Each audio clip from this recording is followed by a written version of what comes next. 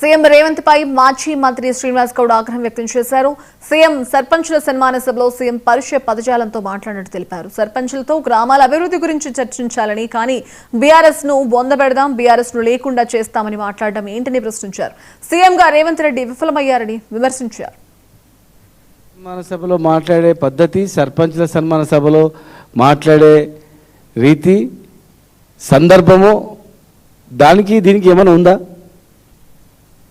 సర్పంచుల సన్మానంలో ఏం చెప్పాలి? సర్పంచుల గురించి, గ్రామాల గురించి చెప్పాలి, గ్రామాల్లో అభివృద్ధి గురించి చెప్పాలి. గ్రామాల్లో కొట్లాడుకోకండి, ఓడిపోయిన వాళ్ళు గెలిచిన వాళ్ళు కలిసిమెలిసి ఉండండి, గ్రామ అభివృద్ధికి తోడ్పడండి. కన్న కష్టాలు పడి ఎంతోమంది చనిపోయి తెలంగాణ తెచ్చుకున్నాం. మరి తెలంగాణ వచ్చింది, వాళ్ళ పుణ్యాన్ని తెలంగాణ వచ్చింది, ఇలా అనుభవిస్తున్నాం.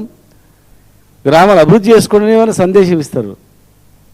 కానీ అవేం బూతుపాట్లు, లాగుల తొండలు జొరిస్తా, పేగులు మెడకేసుకుంటా, గుడ్లు వీక్తా, బొంద పెడతా, సస్తడు సావని చచ్చిపోని, ఇదేందండి సర్పంచుల సన్మాన సభలో మాట్లాడే